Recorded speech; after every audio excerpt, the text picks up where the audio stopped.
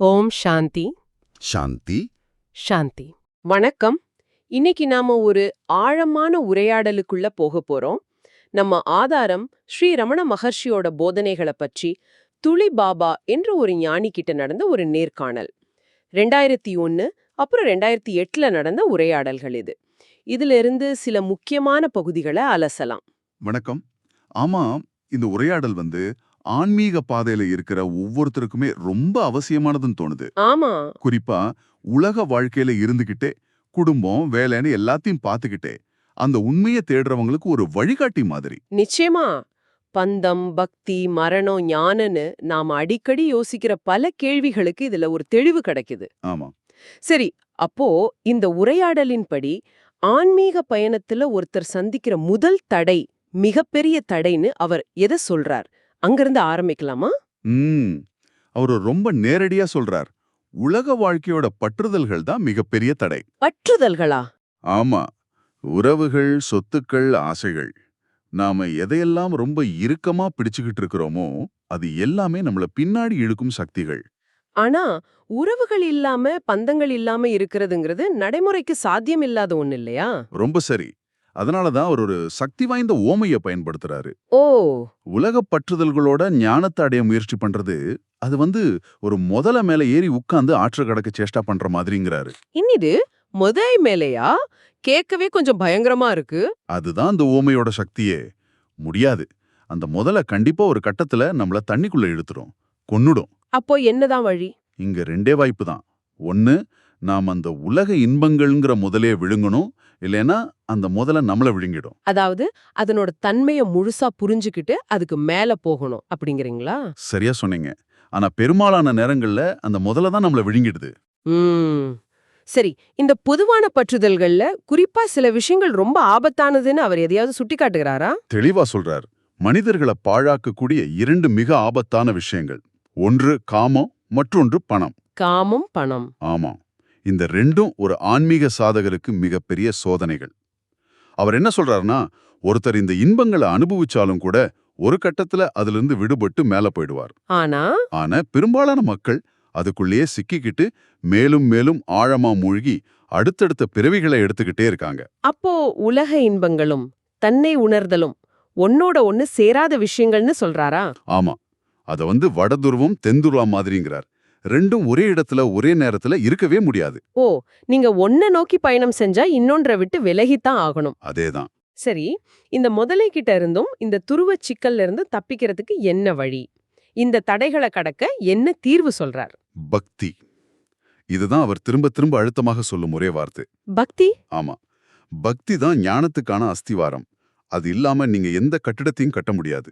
இந்த அஸ்திவாரங்கிற ஓமை சுவாரஸ்யமா இருக்கு. அதை இன்னும் கொஞ்சம் விளக்க முடியுமா? ஒரு பெரிய கட்டிடம் கட்டணும்னா அதுக்கு ரொம்ப ஆழமான வலுவான அஸ்திவாரம் தேவையில்லையா? ஆமா, கண்டிப்பா. இல்லைனா ஒரு சின்ன காத்தடிச்சாலே கட்டிடம் விழுந்துரும். அதே மாதிரிதான் நான் பிரம்மம்ங்கிற அந்த உயர்ந்த நிலையில ஒருத்தர் நிக்கணும்னா அதுக்கு பக்திங்கிற அஸ்திவாரம் ரொம்ப ரொம்ப வலுவா இருக்கணும். அன்பு, சரணாகதி, இது இல்லாம ஞானம்ங்கிறது வெறும் வார்த்தையாத்தான் இருக்கும்.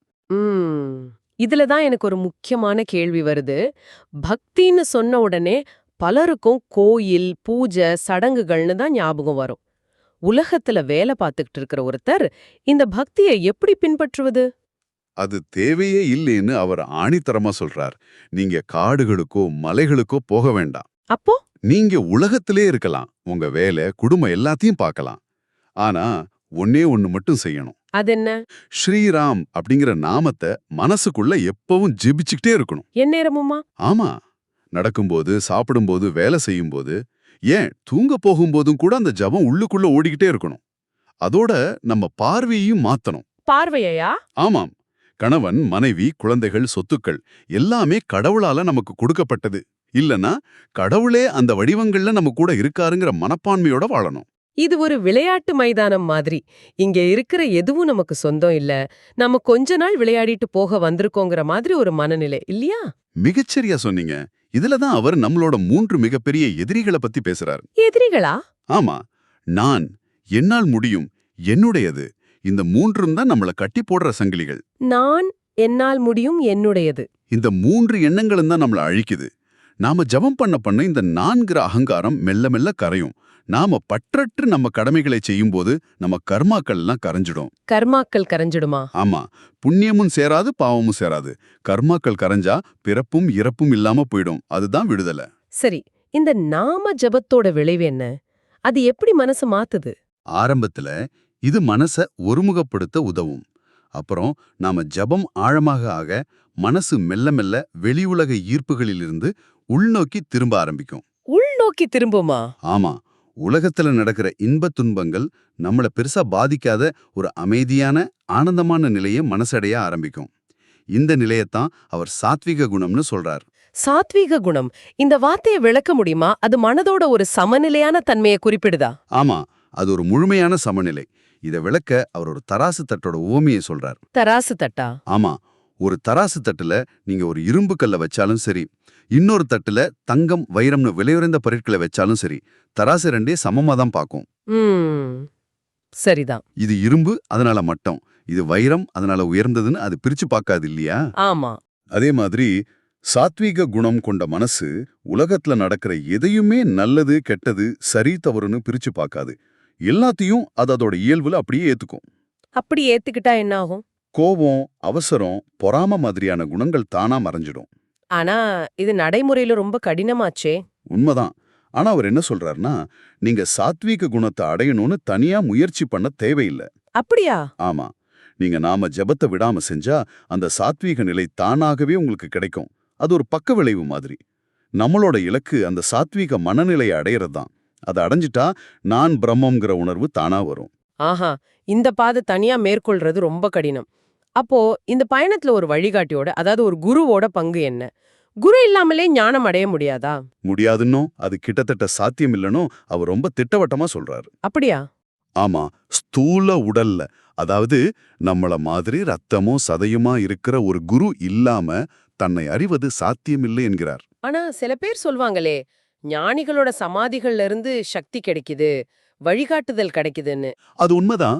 ஒரு ஞானியோட சமாதி நமக்கு ஒளியை தரலாம், ஒரு விதமான அமைதியை கொடுக்கலாம். ஆனா அது நம்மளோட சந்தேகங்களுக்கு பதில் சொல்லாது. சரி. உங்களுக்கு ஒரு கேள்வி வரும்போது, ஒரு குழப்பம் வரும்போது அந்த சமாதி உங்ககிட்ட பேசாது. ஸ்தூல உடல்ல இருக்கிற ஒரு சத்குரு மட்டும்தான் நம்மளோட சந்தேகங்களை தீர்க்க முடியும். குருங்கிற சொல்லுக்கே ஒரு ஆழமான விளக்கம் கொடுக்கறாரு இல்லையா? ஆமா, ரொம்ப அழகான விளக்கம் அது. கு அப்படின்னா ஒளி, அதாவது வார்த்தை. ரு அப்படின்னா ஒளி, அதாவது ஞானம். கு ஒளி, ரு ஒளி. கு முதல்ல ஒலிய கொடுக்கிறார். நீயே அது அப்படின்னு உபதேசம் பண்றார். அந்த ஒலி, அந்த வார்த்தை நம்ம மனசுக்குள்ள இருக்கிற அறியாமைங்கிற இருள மெல்ல மெல்ல அகற்றி ஞானம்ங்கிற ஒளியை ஏற்றி வைக்குது. இதுதான் குருவோட வேலை. சரி, அப்படியான ஒரு குருவை நாம எப்படி கண்டுபிடிக்கிறது? தேடமே வேண்டாங்கிறதான் பதில். அவர் என்ன சொல்றாருன்னா, உங்களுக்கு முக்தி அடையணும், இந்த உண்மையை அறிஞ்சே ஆகணும்னு ஒரு தீவிரமான தனியாத ஏக்கம் மட்டும் இருந்தா போதும். அந்த ஏக்கம் மட்டும் போதுமா? அந்த ஏக்கம் உண்மையானதா இருந்தா அந்த பரம்பொருளே ஒரு குருவோட வடிவத்துல உங்களை தேடி வரும்.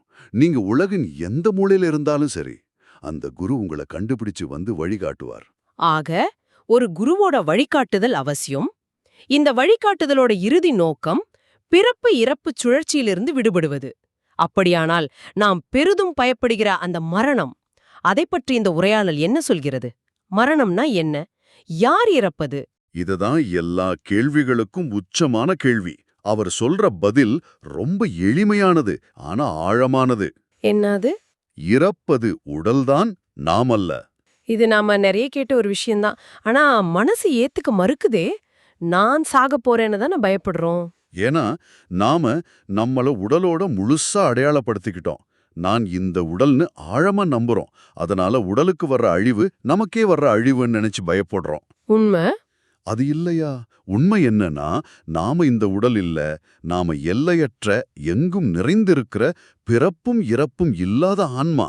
இதை இன்னும் எளிமையா புரிஞ்சுக்கிற மாதிரி அவர் ஏதாவது உதாரணம் சொல்றாரா? ஒரு அழகான உதாரணம் சொல்றார். கடல் நீரை எடுத்து நாம தங்கம், வெள்ளி, மண் இப்படி பலவிதமான பாத்திரங்களை நிரப்பி வைக்கிறோம்னு வச்சுக்கோங்க. சரி. வெளியிலிருந்து பார்க்கும்போது பாத்திரங்கள் தான் வேற வேறையா தெரியும். ஆனா எல்லா பாத்திரங்களுக்கும் உள்ள இருக்கிறது ஒரே கடல் நீர் தான். அதோட தன்மை ஒண்ணுதான். அருமையான உதாரணம். அது மாதிரி தான் உடல்கள் வேற வேறையா இருக்கலாம். ஆனா எல்லா உடல்களுக்குள்ளேயும் இருக்கிற ஆன்மா ஒண்ணே. ஞானிகள் தங்கள அந்த பாத்திரமா, அதாவது உடலா பாக்கறதில்ல.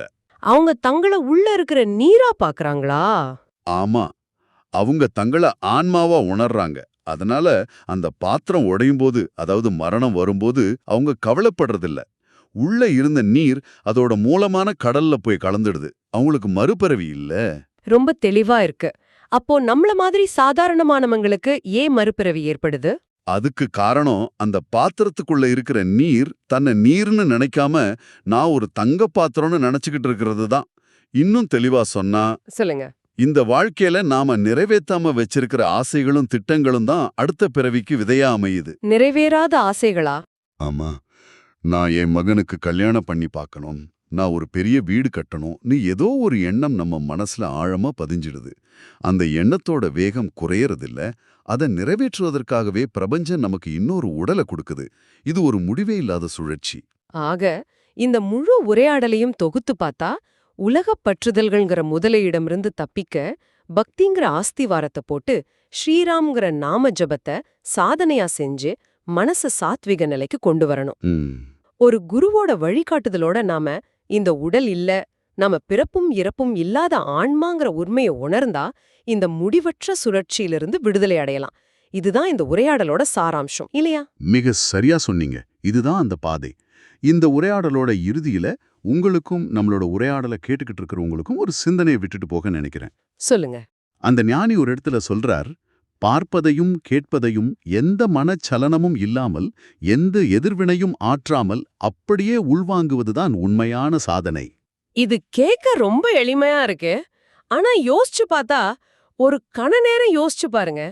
நம்ம மனசோட எந்தவிதமான விளக்கங்களோ தீர்ப்புகளோ விருப்பு வெறுப்புகளோ இல்லாம இந்த உலகத்தை, அதுல நடக்கிற விஷயங்களை அப்படியே உள்ளது உள்ளபடியே நம்மால பார்க்க முடியுமா, கேட்க முடியுமா? அப்படி ஒருவேளை முடிஞ்சா அந்த அனுபவம் எப்படி இருக்கும்?